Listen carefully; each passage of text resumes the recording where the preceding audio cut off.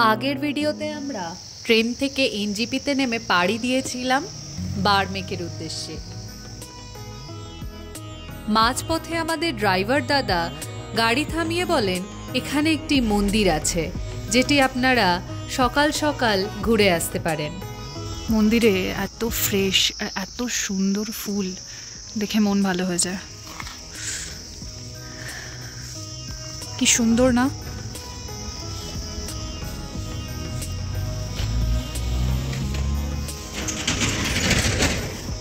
আস্তে আস্তে এখানে দোকানপাট খুলছে।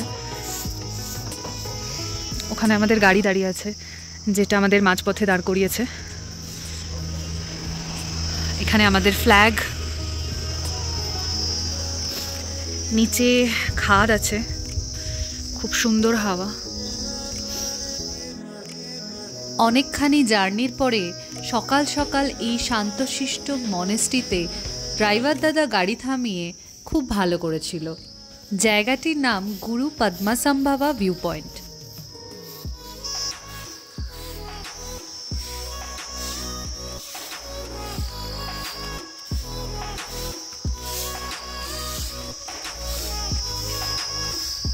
তারপরে আবার পাহাড়ি রাস্তা ধরে সিকিমের উপর দিয়ে উঠতে থাকলাম আমাদের প্রথম ডেস্টিনেশন বার্মেকের উদ্দেশ্যে।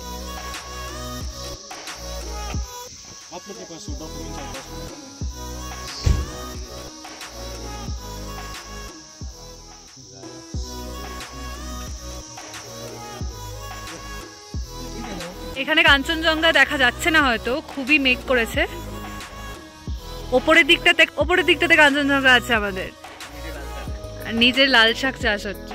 ওই চাষ হচ্ছে অবশ্যই, এটা হচ্ছে কুমড়ো ফুল। হোমস্টেতে নিয়ে গিয়ে আমরা বড়া করে খাবো। সুন্দর দেখতে কুমড়ো ফুল আর এই লাল শাক।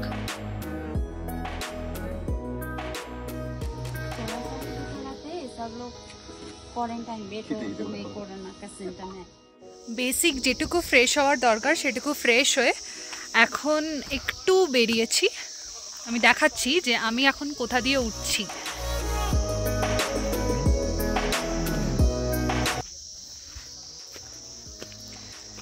এটা আমরা যে স্টেতে থাকছি, হোমস্টেতে, সেখানেরই একটা প্রপার্টি। তো সেই পাড়টা ঠিক এতটা সুন্দর, ওপরে সূর্য, সানকিস্ট, এটাকে হয়তো বলে সানকিস্ট।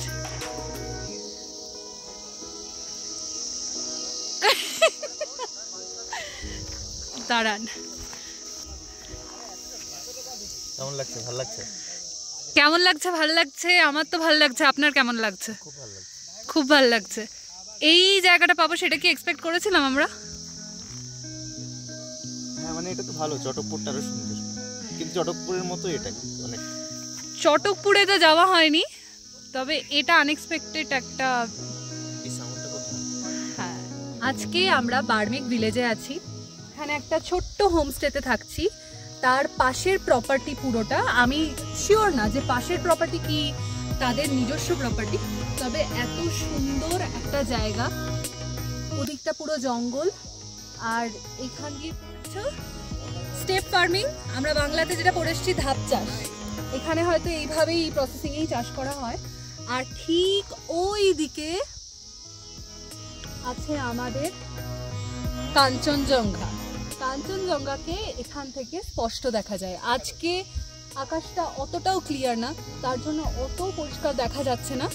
তবে কালকে যদি আকাশ ক্লিয়ার থাকে আমরা কাঞ্চনজঙ্ঘাকে আরো স্পষ্টভাবে দেখতে পাবো।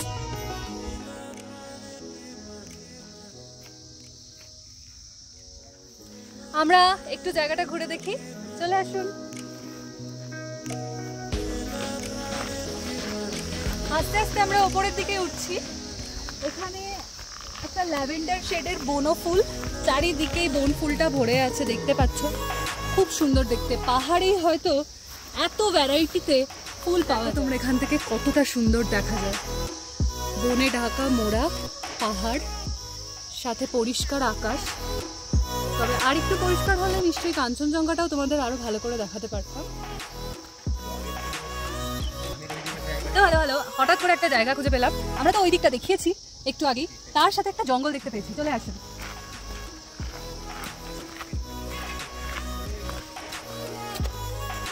পাতাগুলো সেই সূর্যের আলোতে চকচক করছে।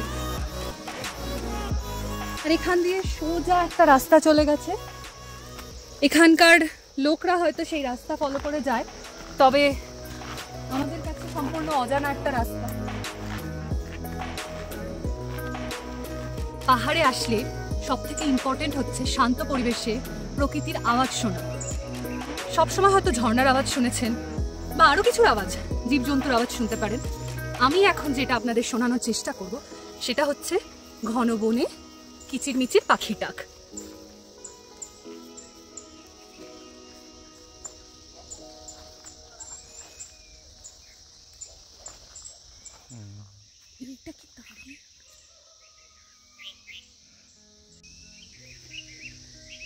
এই যে এতক্ষণ ধরে আমরা যে রাস্তাটা দিয়ে হাঁটছিলাম, সেই রাস্তাটা দিয়ে হাঁটলে খুব সম্ভবত আমরা ইচ্ছেগাঁও বলে একটা জায়গা, অবশ্যই অফবিট একটা জায়গা, সেখানে পৌঁছে যেতে পারি।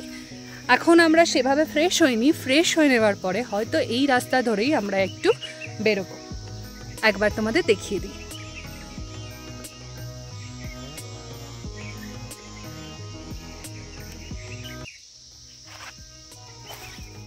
আশেপাশে ঘুরিয়ে দেখার ছিল, সেটুকু দেখালাম।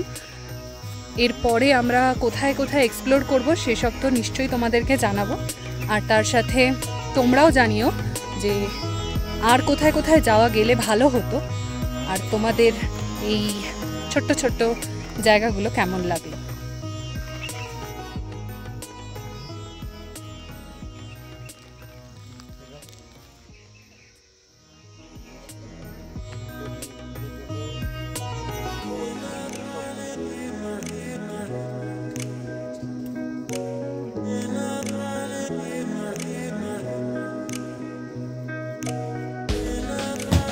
গরম গরম ব্রেকফাস্ট, লুচি লুচি,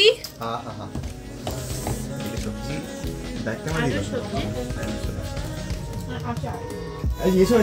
ঠান্ডা হয়ে গেলে চলে আচার, গরম গরম লুচি, এই লুচি গরম গরম তরকারি, ওটা খাওয়া ওটা আদা দিয়ে লুচি খাওয়া হচ্ছে। দেবো তো একদম পরিবেশন করছেন। হ্যাঁ তুমি ব্লগটা এই সবার রেডি করছি কিন্তু চলো আমরা একটু খেয়ে নিই, তারপর আমরা এখন সবাই হাঁটতে বেরিয়েছি। জানি না, অফবিট প্লেস বেসিক্যালি ছোট ছোট গ্রাম, এক ধরনেরই জিনিসপত্র থাকে, তো এটা আমরা এক্সপ্লোর করতে বেরিয়েছি যে আর স্পেসিফিক কি কি পাওয়া যায়। হ্যাঁ, প্রথম দিনই আমাকে একটু রেস্ট নিতে হয়েছিল, কারণ আমার পায়ে ব্যথা লেগেছিল। তারপর অবশ্য জল টল খেয়ে জিনিসটা সামলে নিয়ে আবার আমরা এগিয়ে গেছিলাম আমাদের গন্তব্যে।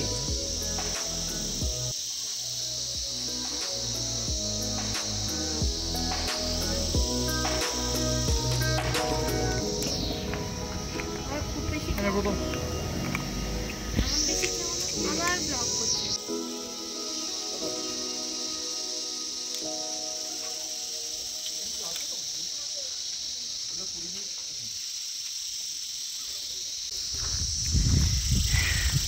সবার লাইফে একটা করে সেভিয়ার থাকা খুব দরকার। পা ঠিক হয়ে যাওয়ার পর আমরা একটা স্টোনি পাথ চুজ করেছিলাম। এখানে একটা ছোট্ট গ্রাম আছে, গ্রামটার নাম আর ডিস্টেন্স আগের বোর্ডটাতেই লেখা ছিল, ইচ্ছেগাঁও। দেখো ভিউটা, সানলাইট, সাথে ঝিঝি পোকার ডাক, আর আমরা সোজাভাবে যাচ্ছি। High high high high high, রাস্তাটা দেখো সবাই, কি অপরূপ দৃশ্য। হ্যাঁ, এই দৃশ্যগুলোই হয়তো অফবিটেই পাওয়া যায়। আমরা এবার সোজা রাস্তা ছেড়ে বাঁকা রাস্তায় নামছি। জানি না কোথায় যাচ্ছি, বাট দেখতে থাকো। পাহাড়ে এসে যদি তোমরা বিভিন্ন ধরনের ফুল না দেখো, আর সেই ফুল যদি তোমাদের মন খুশি না করে, তাহলে পাহাড়ে আসার মজাটা কোথাও একটা পরিপূর্ণতা পায় না। দেখবে এসো, বহুত সুন্দর ফুল দেখতে পেলাম, অবশ্যই নাম জানা ফুল নয়। আর ওখানে একটা হোয়াইট কালারেরও ফুল আছে। এখানে বড় বড় গাছের ডাল কেটে আর একটা ছাউনি করে একটা ঘর মতন করা ছিল, যেটা দেখে আমরা বলতে পারি ট্রি হাউস। তবে ট্রি হাউসের মতো গাছের ওপরে ঘর বানানো ছিল না। এখানে ঢুকে বুঝেছিলাম যে আড্ডা দেওয়ার মতন একটা কোজি জায়গা ওখানকার বাসিন্দারা বানিয়ে নিয়েছিল।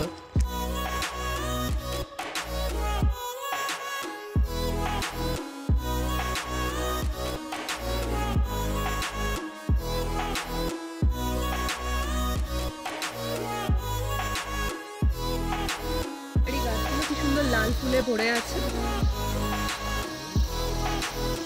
আর কিছু বলবো না, একটা সুন্দর দৃশ্য শান্ত পরিবেশে পাহাড়ি শব্দের সাথে উপভোগ করতে থাকো তোমরা।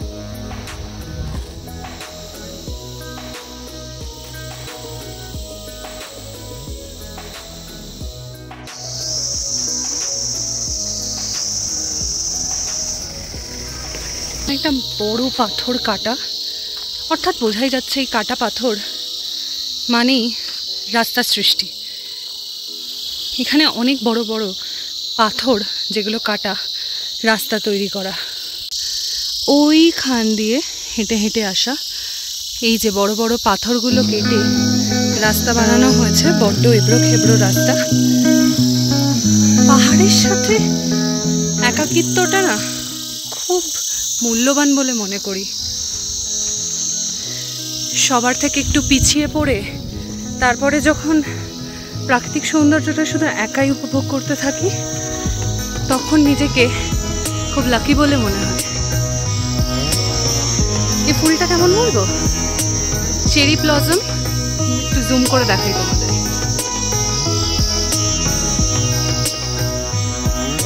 কি সুন্দর লাগছে দেখো।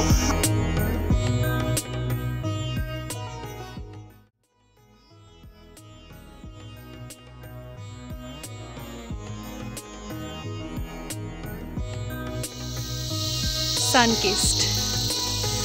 তবে এটুকু আমি সাজেস্ট করতে পারি, রাস্তা দেখাই আমি। এই যে এলো পাথারি রাস্তা না, তা দিয়ে হেঁটে আসার জন্য অবশ্যই তোমরা শরীর চর্চা করে আসবে, নয়তো কিন্তু গ্যাড়াকলে পড়তে হবে। এই ধরনের অফবিট জায়গাগুলোতে আসতে গেলে আমি সবসময় রেকমেন্ড করব যে একটু বয়স্ক বা বাচ্চাদেরকে না নিয়ে আসাই ভালো।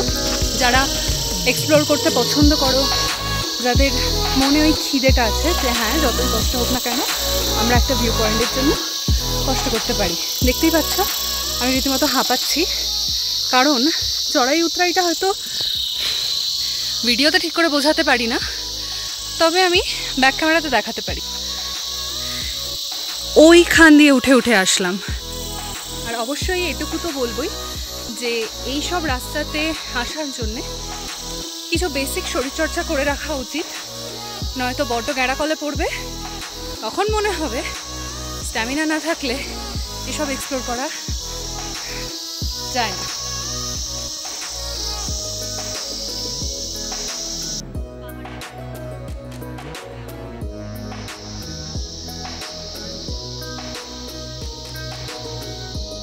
এদিক দিয়ে আরেকটা রাস্তা উঠে গেছে, খুব সম্ভবত কোনো একটা হোমস্টে দেখা যাচ্ছে, সেই হোমস্টের রাস্তা। আর এদিকটায় একটু বন আছে, আমরা যাব কিন্তু সোজা। এত রাস্তা হেঁটে আমরা বার্মেক থেকে চলে এসেছিলাম ইচ্ছেগাঁওয়ে।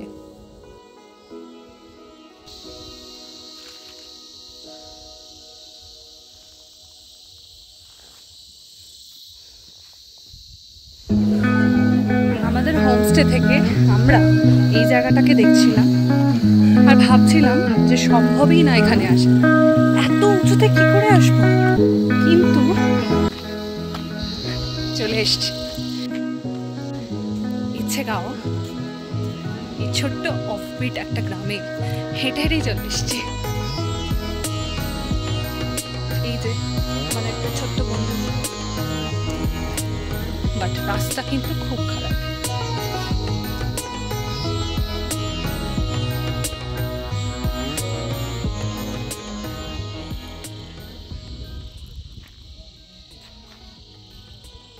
ইচ্ছেগাঁও থেকে ফেরার পালা।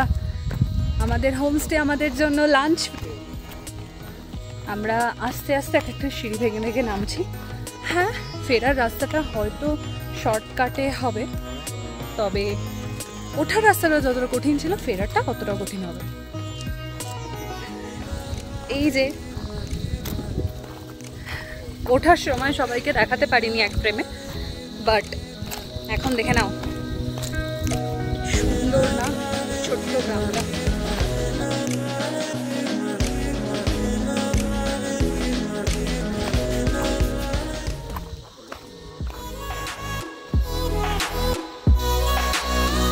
তোমরা হয়তো লক্ষ্য করবে যে ওঠার সময় আমি বলেছিলাম ওই রাস্তা দিয়ে উঠে আমরা সোজা উঠে গেছিলাম, ওটা একটু খাড়াই পথ ছিল আর জঙ্গল ছিল। আর এই রাস্তাটাতে আমি বলেছিলাম যে এটা হয়তো অন্য কোনো দিকে উঠে যাচ্ছে, বাট এটাই কিন্তু ওই গ্রামের শর্টকাট ছিল যেটা দিয়ে আমরা নেমে আসলাম। চলো আবার সেম রাস্তা। ওপরে যখন উঠেছিলাম তখন সেই লেভেলে ঠান্ডা লাগেনি, কারণ তখন সেটা একটু বেলার দিকে ছিল। এখন যত দুপুর থেকে বিকেল যাচ্ছে না তত বেশি ঠান্ডা লাগতে শুরু করছে। আর যা চড়াই উতরাই রাস্তা, জিমে যাওয়ার দরকার পড়বে না যদি তোমরা মাসে 4 বার করে পাহাড়ে আসো আর এই অফবিট জায়গাগুলো ভিজিট করো। আরামসে তোমাদের ওয়েট কমে যাবে, যেটা আজকে আমি রিয়েলাইজ করেছি। এখন কিন্তু পুরোপুরি জঙ্গলের ভেতর দিয়ে যাচ্ছি, আর রাস্তা দেখতেই পাচ্ছ।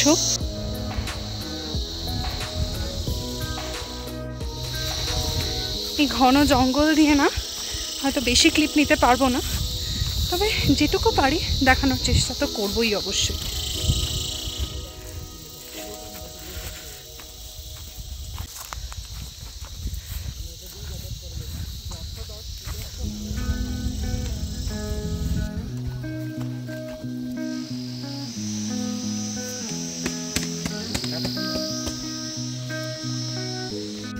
আমরা সহজ সরল রাস্তায় ফিরে এসেছি। যাওয়ার সময় লেগেছিল আমাদের 1 ঘন্টা 15 মিনিটের মতো, বাট নামার সময় আমাদের শুধুই 15 মিনিট লেগেছে। আমরা এতটাই শর্টকাট নিয়েছিলাম। হোমস্টেতে ফেরার রাস্তা সোজা রাস্তা। দুপুর গড়িয়ে বিকেল হয়ে গেছিল, তারপরে গিয়ে আমরা করেছিলাম লাঞ্চ। সেখানে ছিল আলু চোখা, ভাত, সবজি, স্কোয়াশের তরকারি। ওখানে সবজি বলতে ওরা স্কোয়াশের তরকারি আমাদের দিয়েছিল, অসাধারণ হয়েছিল খেতে। ইভেন আমরা রাতেও বলেছিলাম এই তরকারিটা যেন আমাদের রেখে দেয়, তাহলে আমরা রুটি দিয়ে খেতে পারবো। তাছাড়া আলু সবজিও ছিল। আর আমাদের বাঙালিদের সবথেকে প্রিয় খাবার ডাল, পাঁপড় ভাজা, সাথে শসা, পেঁয়াজ অর্থাৎ স্যালাড আর চাটনি।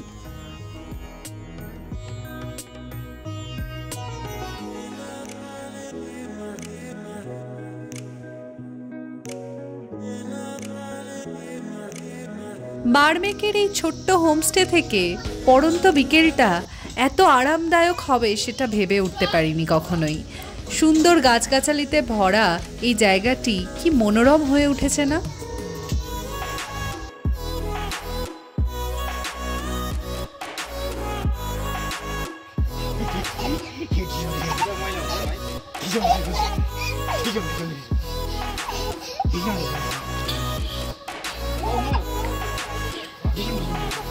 এই পুচকুটা হোমস্টে ওনারের ছেলে।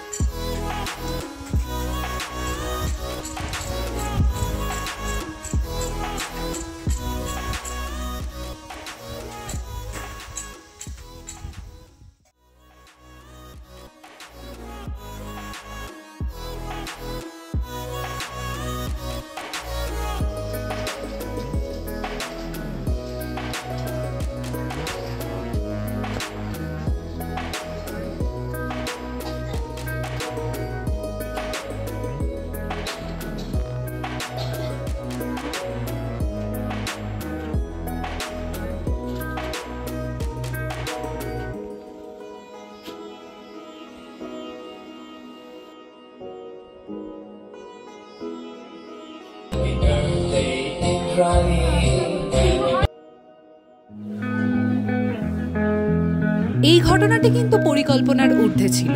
হ্যাঁ, এটি ছিল স্পেশাল পোস্ট বার্থডে সেলিব্রেশন। এত সুন্দর ব্যালকনিতে এত সুন্দর আলোর খেলায় মেতে উঠেছিলাম কেক কাটিং এর সময়।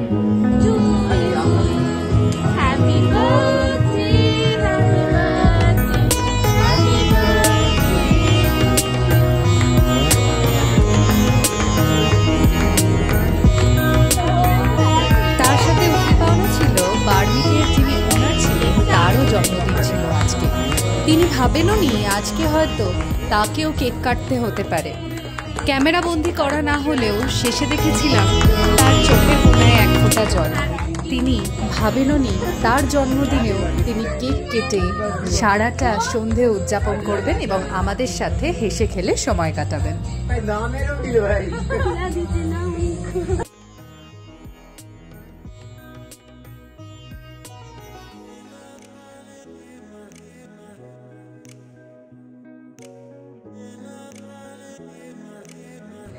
ও জুলু ও নিভিয়ে দিচ্ছে। নেমে চাইছে না জুলু।